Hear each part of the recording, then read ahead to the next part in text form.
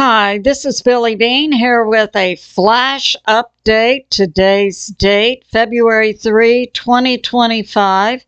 Time in Texas, about 7 p.m. It's good to do flashes. So much is happening. That's really great news. Now, in the 1930s, the U.S. government had a group they called the Untouchables, and they were special agents. Their leader was Eliot Ness. Many of us are familiar with an old TV series, The Untouchables. But they were special government agents to go after organized crime. And President Trump is going to do the same. And we'll also cover what's going on by the U.S. military over Mexico, and some more details about the capitulation by Canada. So let's get started. President Trump today signed an executive order to put in place $200 million. It's an intel directive to put what I'm calling President Trump's Untouchables, a group dedicated to go after organized crime, and that includes terrorist groups.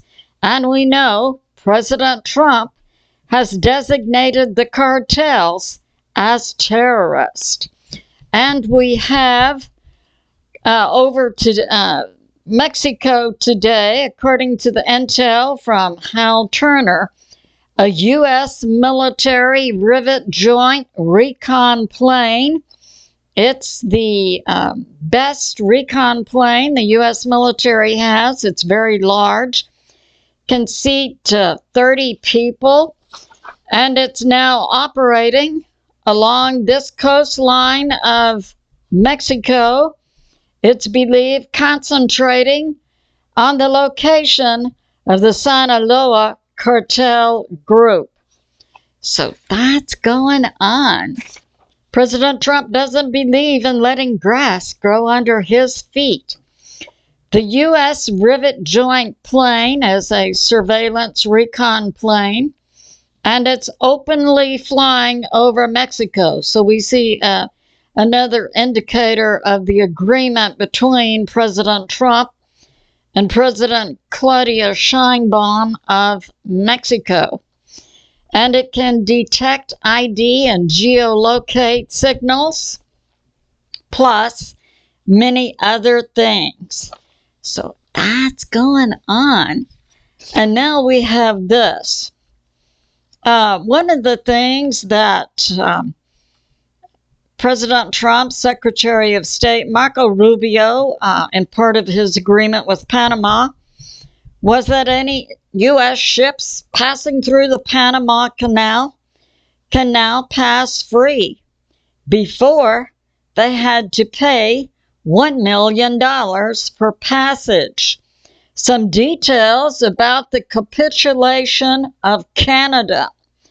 Canada has put forth $1.3 million in a border plan.